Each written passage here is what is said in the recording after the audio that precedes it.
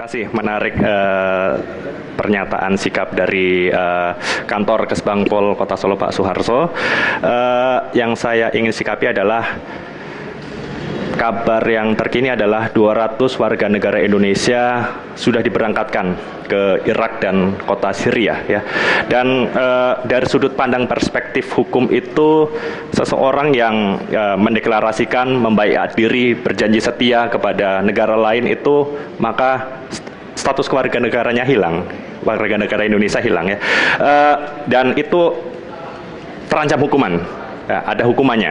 Mungkin kita ingin tahu perspektif dari hukum pidana terkait warga negara Indonesia yang ikut mendeklarasikan diri, berjanji setia, bahkan mengancam ideologi Pancasila, itu bagaimana?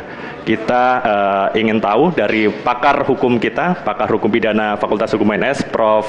Sesor Dr. Supanto. Monggo Prof, silakan. Terima kasih. Tapi sebelumnya mungkin perspektif khususnya hukum pidana itu aspek kriminologi. Jadi kita lihat dulu kesejarahnya, sebetulnya ISIS itu apa, itu jenis perlu dipahami dulu ISIS itu. Seperti Pak Suharso tadi, ISIS itu karena kalau di Solo Baru dekat Silir Pak, karena selatan, Solo Selatan. Ini daripada Sumut lebih baik ISIS kan itu. Nah, ISIS itu apa itu sebetulnya? Itu kan rentetannya di perang Irak-Iran itu tahu sebetulnya, ada kesejarahan ke sana gitu. Kalau kami melihat itu aspek kriminologi itu sebetulnya mesti ekses dari perang itu seperti itu, menimbulkan kelompok-kelompok itu. Kita tahu nanti kami mengatakan itu kelompok kejahatan berkelompok itu. Katakanlah kalau dulu itu zaman Jepang itu zaman Kaisar itu kan kemudian ada perang itu, Kaisar turun terus prajurit-prajurit apa itu samurai itu sebagian kelompok kan mengelompokkan diri, kelompok samurai itu. Nanti itu berkembang lagi ada kelompok nanti yang kita namakan mafia itu Yakuza gitu.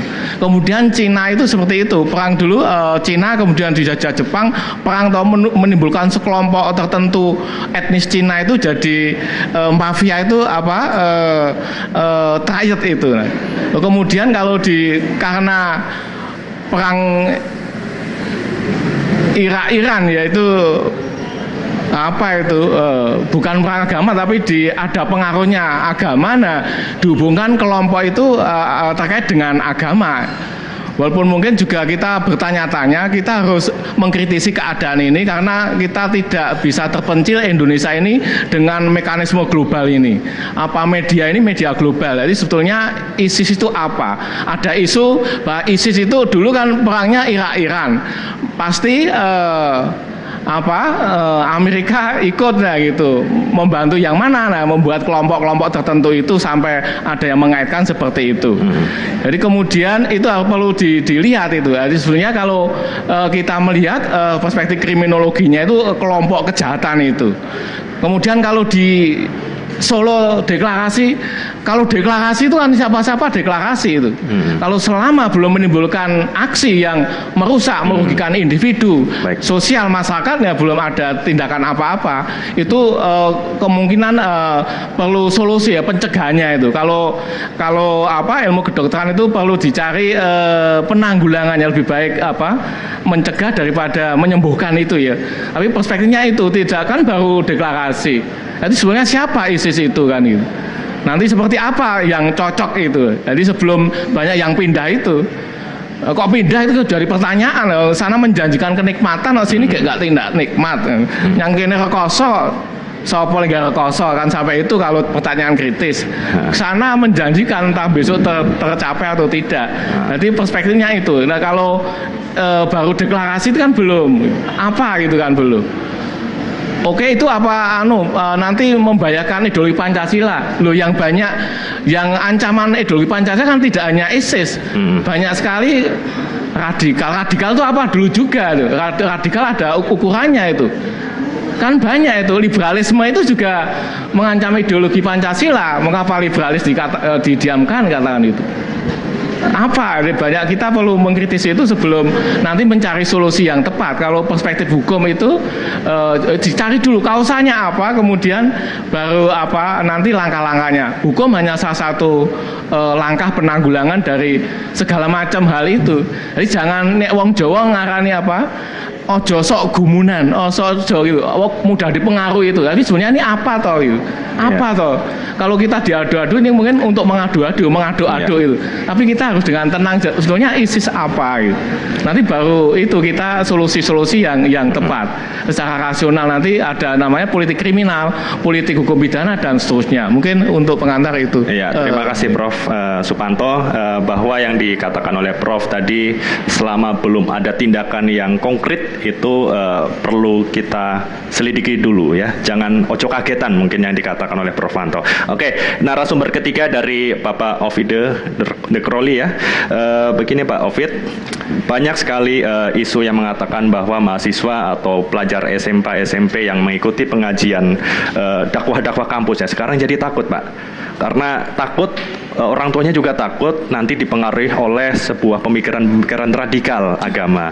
Begitu. Mungkin Pak Ovid yang dulu sebagai seorang pengurus Masjid Ulil Albab UII bisa menyikapi hal ini Pak Ovid. Silakan. Oke, baik. Terima kasih atas waktunya. Permasalahan ISIS ya, isunya sangat luas ya, sudah sampai ke Indonesia ya. Jadi mungkin saya sepakat dengan Bapak Profesor tadi, masalah ISIS ini kita harus mendudukkan perkara dengan tepat ya. Yang pertama kita harus tahu sejarahnya ISIS itu apa sebenarnya. Jangan-jangan kita tidak tahu ISIS itu apa. Konspirasi jangan-jangan. Saya tidak akan mengaitkan dengan teori konspirasi di sini. Ya. Ini setahu saya kalau kita lihat dari sisi literatur ya, sejarah ISIS tahun 2004 mulai didirikan ISIS itu sebenarnya pecahan Al-Qaeda ya, membayat Usama bin Laden oleh Abu Mus'ab al-Zarqawi. Ya kalau mungkin kita belum tahu karena nggak baca. Saya yakin yang hadir di sini kebanyakan tidak tahu. Kemudian pada tanggal 29 Juni 2014 ada pemimpin baru ISIS yang mendeklarasikan ISIS tersebut dengan nama Abu Bakar Baghdadi ya. Al-Baghdadi, Abu Bakar Al-Baghdadi. Ini sebenarnya kalau kita lihat dari sisi sejarah Islam, pemikiran-pemikiran semacam ini mungkin kita bisa kaitkan dengan pemahaman Khawarij. Khawarij itu apa? Kalau kita belajar tentang sejarah Islam, Khawarij itu muncul sudah sejak zaman Rasulullah dan sahabat. Ketika zaman Ali bin Abi Thalib kan pernah dianggap tidak amanah dan sebagainya, tidak berhukum dengan hukum Allah. Kemudian mulai memberontak pada masa Utsman bin Affan. Di zaman Utsman bin Affan sampai terbunuhnya Utsman. Dan kemudian mereka sendiri yang mengangkat Ali bin Abi Thalib sebagai khalifah. Artinya pemahaman seperti ini sebenarnya sudah muncul di masa-masa Islam terdahulu. Mungkin kalau bisa kita katakan, kalau berita ini masalah pemberitaannya di media, kita tidak tahu apakah berita yang beredar itu benar-benar valid atau tidak, kita tidak tahu juga.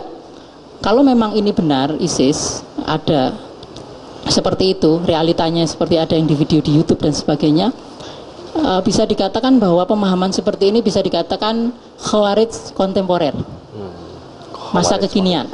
Jadi bisa dikatakan seperti itu.